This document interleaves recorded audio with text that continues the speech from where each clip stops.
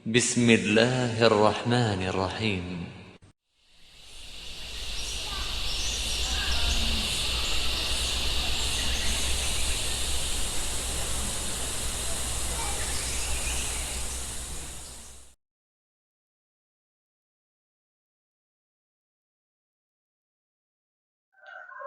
Bismillahirrahmanirrahim. Assalamualaikum warahmatullahi wabarakatuh.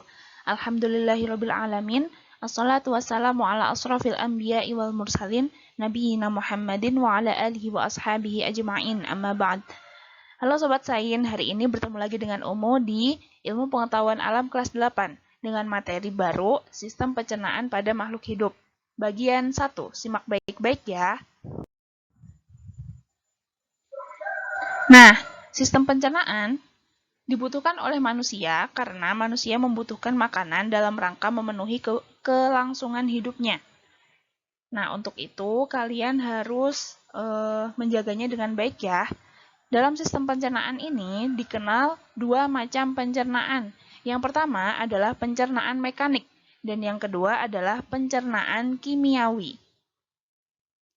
Pada proses pencernaan secara mekanik, makanan akan dicerna tanpa melibatkan zat kimia dalam tubuh, yaitu proses mengunyah, menggigit, menelan, meremas makanan, menghancurkan makanan, dan mendorong makanan. Ini semua ternyata dilakukan oleh tubuh kalian loh. Yang kedua, pencernaan secara kimiawi, yaitu proses pencernaan makanan yang melibatkan enzim dan zat kimia dalam mencerna makanan.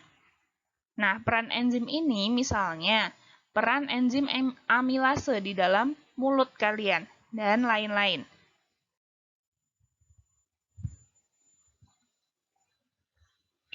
Nah, sekarang coba kita kenali organ-organ yang berperan dalam sistem pencernaan pada manusia.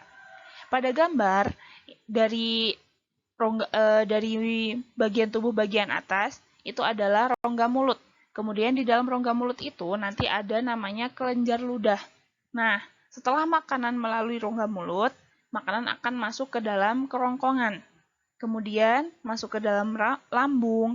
Nah, di situ nanti ada pankreas ya. Kemudian ada usus besar, usus halus, dan terakhir di anus. Nah, insya Allah hari ini kita akan mempelajari beberapa dari organ dalam sistem pencernaan manusia. Yang pertama adalah mulut. Ini adalah gambar tampak depan dari rongga mulut. Mungkin kalian bisa sambil berdiri di depan cermin, kemudian melihat rongga mulut kalian masing-masing. Di situ ada gigi ya, mulai dari gigi seri, gigi taring, kemudian ada gigi raham, kemudian ada gusi, ada lidah, dan sebagainya. Nah, kita bahas satu persatu. Yang pertama adalah gigi. Gigi itu terdiri atas gigi taring, gigi seri, dan gigi geraham. Sementara lidah, dia berfungsi sebagai indera pengecap atau indera perasa.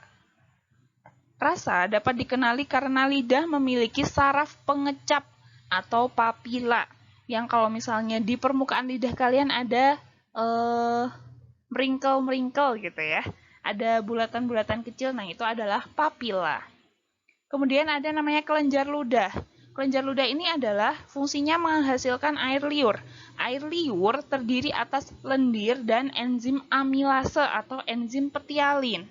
Nah, lendir ini fungsinya menggumpalkan makanan, sementara enzim amilase atau enzim petialin, dia mengubah amilum menjadi maltosa.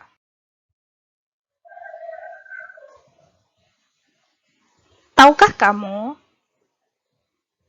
mengunyah makanan lebih lama memiliki manfaat untuk tubuh loh. Mengunyah makanan dengan benar membuat resiko terserang penyakit gigi relatif lebih kecil. Nah, menurut para ahli di Ohio State University, makanan perlu dikunyah sebanyak 5-10 kali untuk makanan lembut dan sekitar 30 kali untuk makanan yang keras. Ketika makan, luangkanlah waktu untuk mengunyah makanan lebih lama.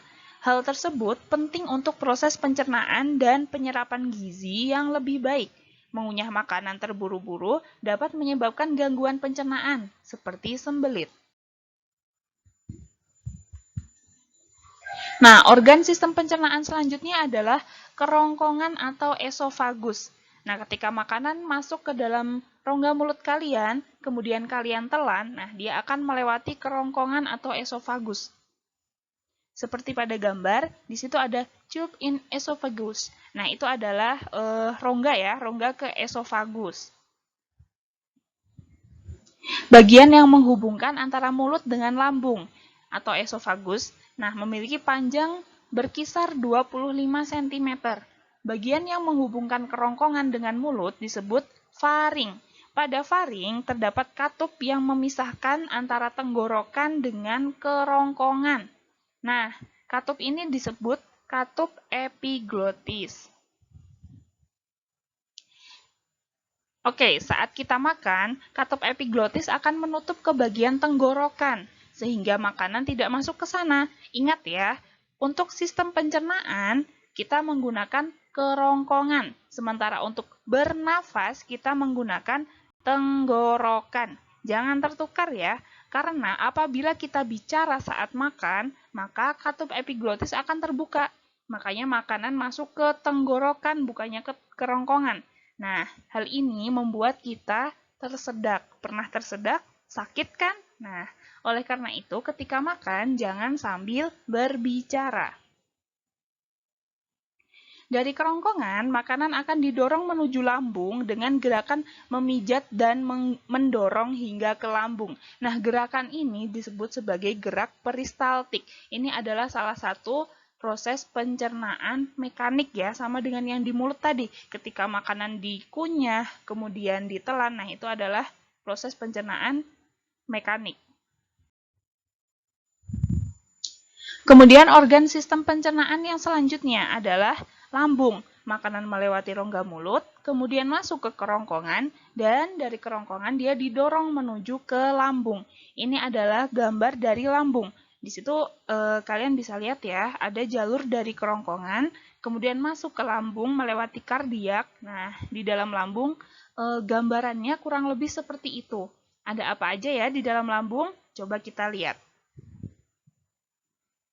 Nah, ternyata lambung itu terletak di perut atas bagian kiri. Kalian bisa meraba perut kalian masing-masing ya. Kurang lebih terletak di perut atas bagian kiri. Nah, terdiri atas 3 bagian. Bagian yang pertama adalah bagian atas atau kardiak ya. Tadi jalan dari kerongkongan menuju ke lambung. Kemudian ada bagian tengah atau fundus. Dan ada bagian bawah atau pyrolus. Nah, bagian bawah ini akan membuka jalan dari lambung menuju ke usus. Benar. Oke, lambung itu memiliki otot dan epitelium. Apa fungsi otot? Nah, fungsi otot adalah mengatur keluar masuknya makanan dan menjaga makanan tetap di dalam lambung, biar nggak kemana-mana dulu sebelum diolah di dalam lambung. Nah, kemudian fungsi dari epitelium. Nah, epitelium ini mengandung banyak kelenjar yang dia menghasilkan berbagai zat. Nah, zat-zat ini dinamakan sebagai getah lambung.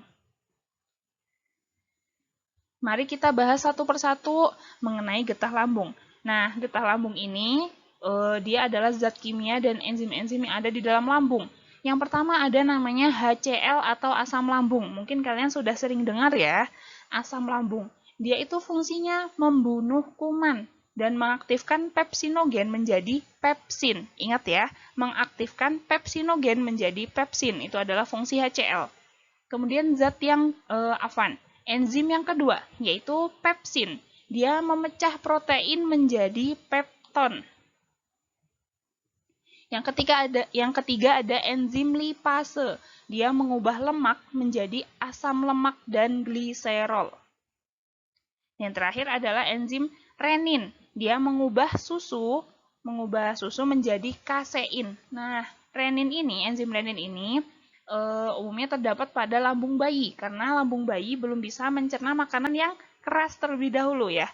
Jadi karena bayi masih mengonsumsi susu gitu. Jadi dia diubah, enzim renin ini fungsinya mengubah susu menjadi kasein agar dapat lebih cepat diserap oleh tubuh.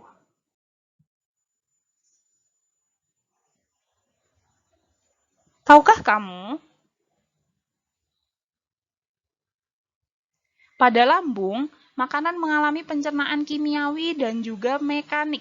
Pencernaan kimiawi terjadi dengan bantuan getah lambung oleh HCl, enzim pepsin, renin, dan lipase. Sementara pencernaan mekanik terjadi karena gerakan otot lambung yang berkontraksi saat mengaduk makanan agar tercampur dengan getah lambung. Produksi asam lambung atau HCl yang berlebihan dapat menyebabkan penyakit, misalnya asam lambung naik. Nah, biasanya disertai dengan rasa perih pada lambung, sehingga menyebabkan mual. Gejala lainnya umumnya sulit menelan, sering sendawa, dan radang tenggorokan.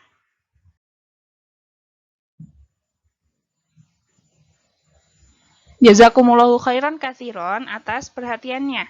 Nah, setelah ini jangan lupa isi feedback di tautan bit.ly/8sainsaku. Jangan lupa ya. Sampai sini dulu ya perjumpaan kita kali ini. Insya Allah akan kita sambung pada video pembelajaran berikutnya. Wassalamualaikum warahmatullahi wabarakatuh.